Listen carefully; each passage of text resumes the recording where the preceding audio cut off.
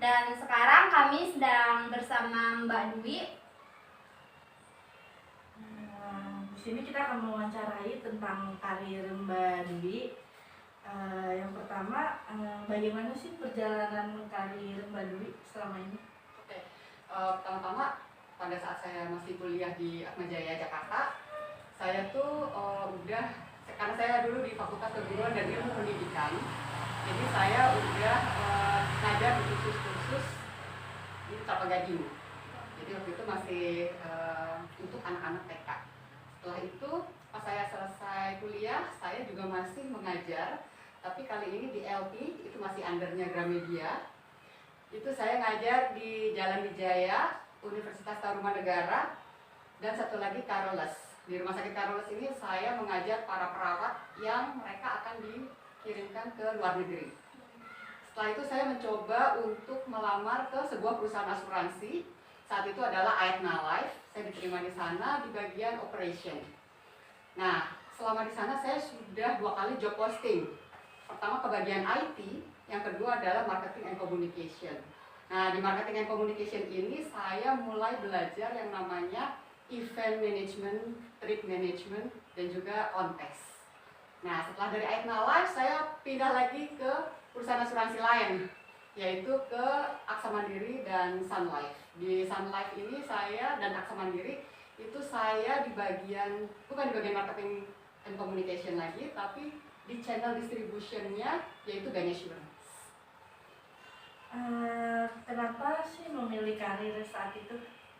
Karir yang saat ini? Oke, jadi kalau dulu di marketing and communication kemudian pindah ke jalur distribusi itu lebih dinamis karena kita berhubungan dengan para tenaga pemasar.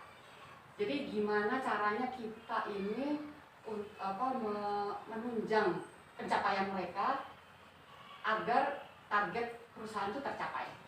Gitu. Untuk skill yang dibutuhkan dalam karir saat ini tuh bagaimana ya? Skillnya bahasa Inggris udah pasti lah ya, itu udah emas gitu ya.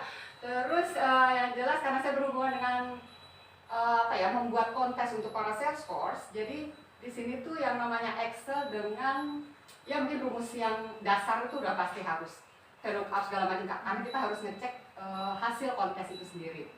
Terus yang jelas detail, karena kita berhubungan dengan angka, dengan target, dengan pencapaian, dengan budget management, dan juga dengan event. Event itu kalau bikin event tuh per menitnya aja harus tertera di situ gitu. Jadi emang detail. Ya, jadi terus kalau misalnya kita juga bisa simple design gitu, bikin kayak video, gitu, edit video atau bikin teaser, itu akan lebih baik lagi sih. Gitu. Selain itu, Mbak menjalani suka duka dalam karir ini tuh gimana? Oke.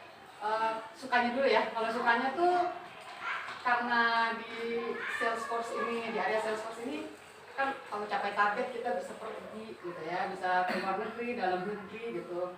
Terus seminar ke luar negeri juga, dalam negeri juga, jadi bisa jalan-jalan gitu ya. Nah, kalau dukanya sebenarnya nggak ada ya. Aku lebih bilang itu adalah tantangan gitu ya. Tantangannya kalau kita udah misalnya targetnya sekian gitu ya. Channel distribusi ini targetnya sekian. Nah, kok sampai bulan segini nih masih kurang nih. Jadi kita harus mikir kontes apa lagi yang kita bisa kasih ke para Salesforce supaya nge-boost sales mereka gitu. Jadi target mereka tercapai sebagai individu dan target perusahaan juga tercapai gitu sih. Terus kalau untuk event sih kadang-kadang tuh perubahan-perubahan yang sangat mendadak itu jadi tantangan tersendiri gitu. Jadi kita harus cepat, ini berubah jadi ini, kita langsung ubah semuanya konsepnya gitu. Tantangan sih betul. Artinya bukan itu kayak tantangannya betul. Tinggi banget Tantangannya lumayan. Terus menurut Mbak Dwi pandangan sebelum menjalani karir ini gimana? Pandangan karir ini sebelum dijalani? Oke. Kalau dulu tuh karena dulu kan saya di bagian operation ya, yang awal pertama kali masuk ke asuransi. Kalau saya melihat bagian event management gitu ya, itu sepertinya so fun gitu ya, karena bisa pergi, bisa bikin acara gitu, gebiar-gebiar, terus bisa ngurusin termasuk artis di dalamnya gitu. Tapi ternyata di balik itu semua, sebelum perjalanan itu terjadi, sebelum event itu terjadi, sebelum kontes itu terjadi gitu, itu di balik itu perintilannya tuh banyak banget gitu. Makanya detail itu penting banget gitu di situ. Jadi sebelumnya udah ada pandangannya. Udah sih, udah. Meskipun nanti begitu masuk ternyata juga Ya, lebih kan. tertantang lagi, lebih tertantang lagi gitu. Terus selama menjalani karir ini, hal yang berkesan dan tak terlupakan di dalam karir ini apa? Oke, yang berkesan ya. Dulu tuh waktu di Aksa Mandiri pernah menjadi runner up best employee. Kemudian jadi sebelum kontes itu terjadi gitu, itu di baliknya tuh perintilannya tuh banyak banget gitu. Makanya detail itu penting banget gitu di situ. Jadi sebelumnya udah ada pandangannya. Udah sih, udah.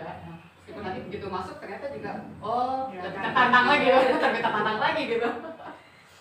Terus selama menjalani karir ini, hal yang berkesan dan tak terlupakan di dalam karir ini apa? Oke, yang berkesan ya. Dulu tuh waktu di Aksa Mandiri pernah menjadi runner up best employee. Kemudian di Sun Life jadi best employee. Terus beberapa kali dipercaya untuk ikutan mengurus Top Agent Awards Asosiasi Asuransi Jiwa seluruh Indonesia. Terus salah satu yang berkesan juga pada saat saya masuk ke sebuah perusahaan asuransi ini, di bagian bank insurance itu tidak pernah mengirimkan insurance advisor-nya untuk ikut ajang Top Agent Awards. Begitu kita lihat gitu ya pencapaiannya si insurance advisor ini, ternyata sebenarnya bisa kok dikompetisikan ke seluruh Indonesia gitu. Dan alhamdulillah saat itu menang, jadi juara 1 Top Insurance Advisor di jalur distribusi dan insurance. Tahun berapa tuh, Mbak? Itu tahun berapa ya? 2011 atau 12 gitu. Ya. Selanjutnya untuk yang menginspirasi Mbak dalam berkarir itu Siapa gitu ya. Yang jelas kalau kita bekerja tuh pasti saya ingin sekali membuktikan bahwa saya bisa, saya mampu, saya bisa diandalkan gitu. Itu sih sebenarnya kalau dalam berkarir ya, supaya kita juga baik gitu ya, secara pencapaian. Untuk siapanya ada Mbak yang Siapanya ya, dulu tuh saya punya atasan yang sangat yang sangat bisa mengarahkan gitu. Jadi mengarahkan dalam hal apapun ya, pekerjaan lah, terus mungkin membangun diri gitu. Dulu ada sih memang atasan saya. Terus selanjutnya tujuan yang belum tercapai di dalam karir ini apa Mbak? Ada nggak? Oke. Sebenarnya kan kalau kita berkarir tuh maunya, kalau kita scope kita segini, kita maunya scope-nya bertambah gitu ya, supaya tanggung jawab bertambah gitu. Jadi karir kita lebih baik gitu. Cuman lama-lama memang saya pikir kalau bertambah terus tanggung jawab bertambah, terus waktu juga jadi makin bertambah gitu. Jadi saya pikir akhirnya saya memutuskan untuk ya udah saya scope-nya segini aja, tapi saya mencoba membangun keranjang yang lain gitu ya, misalnya berbisnis gitu, karena kita nggak selamanya juga 2011 atau 12 gitu ya. Selanjutnya untuk yang menginspirasi Mbak dalam berkarir itu siapa gitu ya. Yang jelas kalau kita bekerja tuh pasti saya ingin sekali membuktikan bahwa saya bisa, saya mampu, saya bisa diandalkan gitu. Itu sih sebenarnya kalau dalam berkarir ya, supaya kita juga baik gitu ya, secara pencapaian. Untuk siapanya ada Mbak yang Siapanya ya, dulu tuh saya punya atasan yang sangat yang sangat bisa mengarahkan gitu. Jadi mengarahkan dalam hal apapun ya, pekerjaan lah, terus mungkin membangun diri gitu. Dulu ada sih memang atasan saya. Terus selanjutnya tujuan yang belum tercapai di dalam karir ini apa Mbak? Ada nggak? Oke. Sebenarnya kan kalau kita berkarir tuh maunya, kalau kita scope kita segini, kita maunya scope-nya bertambah gitu ya, supaya tanggung jawab bertambah gitu. Jadi karir kita lebih baik gitu.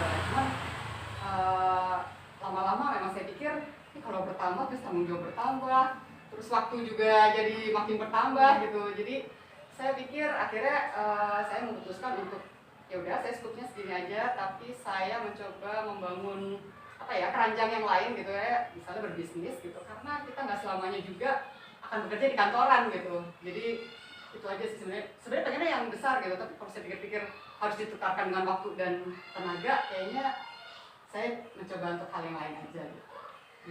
Dan yang terakhir, pesan dan motivasi buat kita nih wawancara tentang menjalani karir Mbak Dwi, pesan buat kita gimana?